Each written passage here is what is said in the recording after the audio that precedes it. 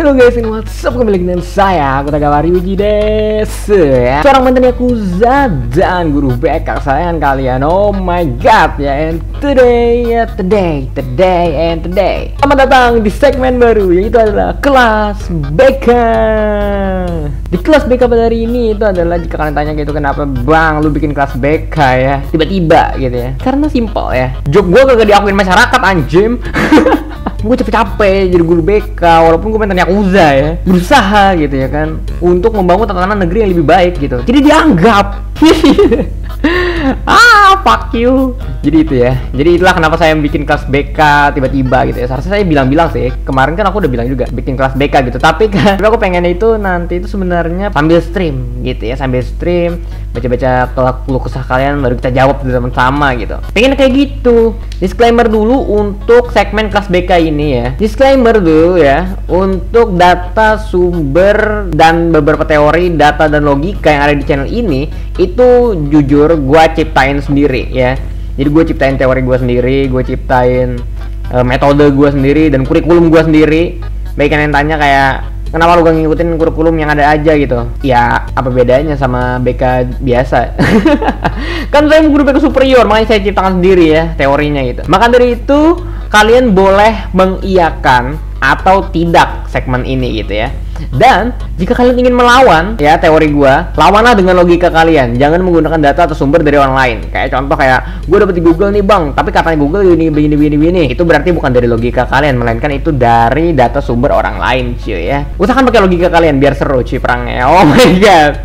Oke, dan ya, this is the premiere of the kelas BK ya. Jadi episode 1 ini gue ingin membahas tentang jeng. Bentar, mana skrip gue hilang. Akhirnya gue pakai skrip cuy. Oh my god, gila sih. Daripada gue salah-salah ya kan. Daripada salah-salah ntar gak jadi upload, mending gue pakai skrip ya kan. Oke, episode pertama itu cara membuat hidupmu lebih termotivasi dan tertata lebih baik. Yes, betul sekali. Itulah pembahasan kita pada episode 1 kali ini. Oh ya, gue pakai topi dulu bentar guys ya, biar epic gitu ya. Wes. Di dunia ini banyak sekali anak-anak bahkan orang dewasa yang hidupnya itu hampa tanpa motivasi. Siapa yang begitu? Ya, kasus seperti ini tuh udah sering banget terjadi gitu ya, dan menyebabkan orang tersebut itu kadang depresi, bukan kadang sih, depresi dan juga bunuh diri. Ya, jadi itu yang disebabkan oleh orang yang kadang itu hidupnya tuh hampa banget dan tanpa motivasi gitu. Maka dari itu, di kelas BK episode 1 kali ini aku ingin menyampaikan gitu ya, bagaimana cara bisa hidup kalian itu lebih baik gitu dan termotivasi dan tertata gitu ya, agar kalian tidak terkena pergaulan yang bisa dibilang aneh-aneh gitu. Jadi, simple sih, jawabannya sebenarnya simple banget gitu ya kan. Itu adalah jeng. Anggaplah hidup kalian itu seperti video game. Simple right? Ya, begitulah. Mungkin bagi kalian ada yang bingung gitu ya, dan tanya gitu kayak, hah? Video game? Kok bisa? Iya, betul sekali ya. Sebagian besar dari penonton gua pasti ya pernah main game, ya kan? Karena basis konten di channel ini pun juga adalah gaming gitu. Ya, walaupun gua guru BK. Ya, jadi cuman bedanya game ini itu tidak ada checkpoint dan juga pengulangan. Ya, jadi walaupun kalian kayak menganggap this is a game gitu ya kan, life is a game gitu, cuman ya itu, kalian harus ingat satu hal gitu, bahwa game ini tidak punya checkpoint dan pengulangan. Jadi itu yang harus kalian ingat cuy ya. Ingat, tidak ada checkpoint dan pengulangan. Ya, jadi hal pertama yang harus kalian lakukan untuk menganggap dunia ini ada sebuah game itu adalah, pertama, umur itu, kalau aku mengibaratkannya sebagai level. Dan ya, semakin tinggi umur kamu atau level kamu, maka semakin banyak kamu bisa mengakses dunia ini. Ya, seperti contoh kayak kamu misalnya udah berumur 18 plus, kamu udah bisa ke klub, kamu udah bisa berjudi or something gitu. Kalian bisa open access lah, something like that lah ya. Itu dan lain-lain juga. Dan sedangkan umur kamu misalnya masih belia, masih belasan, masih puluhan, kamu kan masih terbatas gitu aksesnya ya kan. Kayak pengen ke kafe, even ke kafe pun mungkin untuk beberapa sebagian anak itu susah gitu ya, karena belum nggak masuk levelnya gitu, paham nggak sih? Ya, karena belum sampai situ gitu loh, masuk ke levelnya ya. Dan saat kalian udah mungkin levelnya udah 18 plus gitu, atau umur kalian udah 18 tahun, kalian pun kayak pengen ke kafe, itu kan gampang gitu, kayak nongkrong, nge-vibes dan segala macam gitu. Itu kan bisa free access gitu.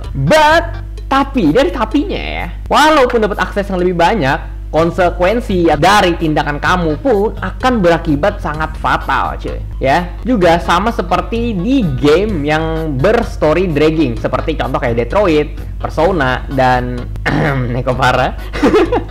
Itu emang literally ada konsekuensinya dari setiap jawaban kita gitu. Jadi enggak semata-mata kita bisa bertindak semau kita gitu dan tanpa konsekuensi, tidak ya. Jadi itu, kalian menganggap umur ini sebagai level, itu langsung ingatlah game Detroit, game Persona gitu, yang dimana kalian memilih something, pilihan, choice, itu berakibat fatal dengan kehidupan kalian selanjutnya gitu ya. Dan ya, walaupun tapi kan jika kalian tanya kayak bang gini gitu kan pengulangannya ada gitu, ada checkpoint gitu. Ya itu, malah di kehidupan ini lebih parah cuy, tidak ada checkpoint.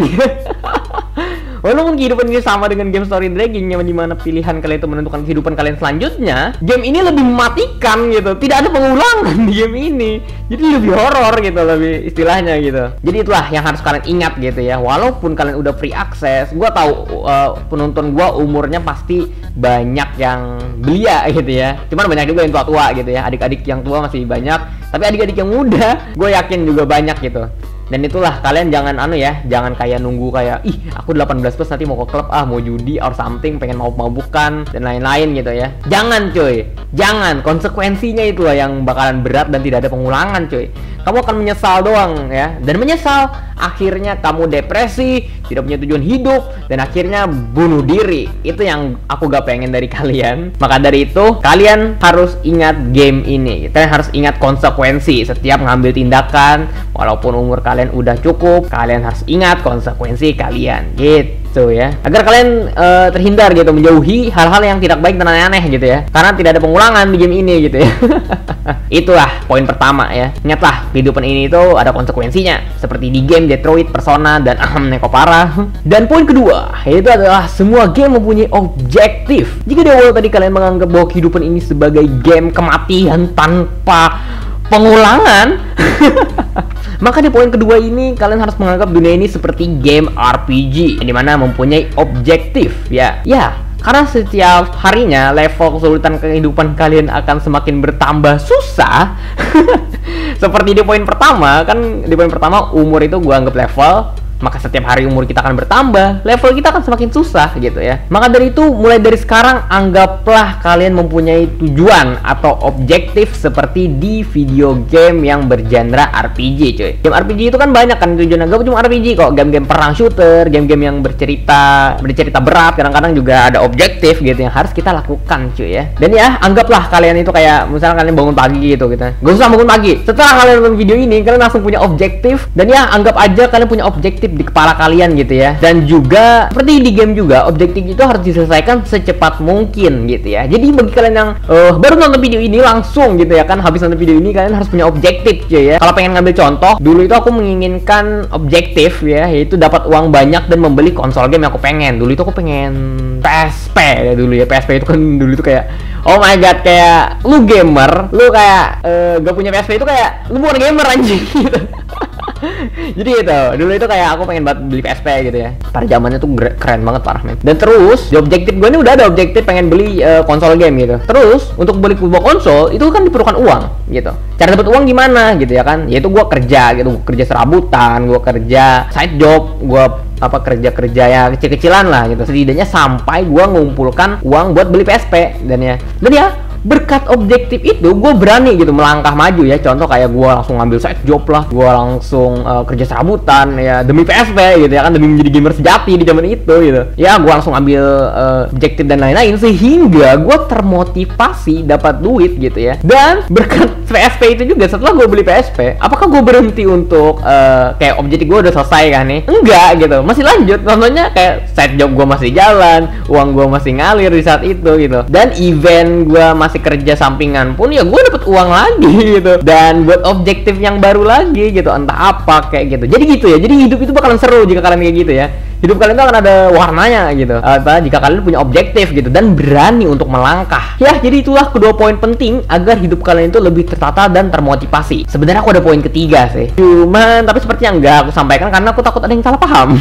So ya mungkin segitu saja dulu kelas BK pada hari ini ya. Jadi intinya itu adalah hidup kalian itu harus ingat poin pertama dan poin kedua itu digabung ya. Walaupun gua ngambil referensi dari beberapa game yang berbeda, poin pertama dan game kedua ini adalah buah game yang bertolak belakang dan berbeda, tapi gabunglah, niscaya hidup kalian itu akan tertata rapi gitu, dan ya everything is gonna be alright. Tapi gue gak menjamin apakah hidup kalian itu akan tentram dan aman nyaman, yang dimana gue akan bilang ke kalian ya, spoiler, dunia luar itu kejam banget dan kejutan itu akan datang setiap harinya coy. Jadi akan ada terus kejutan-kejutan yang menanti kalian yang aneh-aneh gitu setiap harinya. Maka dari itu setidaknya di umur kalian yang masih belia, ada yang masih belasan gitu, ada yang masih ya 14, 15, 16, 17, 18 lah ya, itu setidaknya bisa menata hidup kalian dari sekarang gitu, agar tidak kaget gitu saat di dunia luar nanti cuy ya. Karena itu ya, dunia luar itu seram banget anjay, parah cuy. Jadi ya intinya itu adalah poin pertama, setiap tindakan ada konsekuensi. Contoh misalnya mau mabukan, kalian bisa merusak organ dalam or something. Jika kalian it's okay dengan hal itu, ya hiduplah dengan gitu.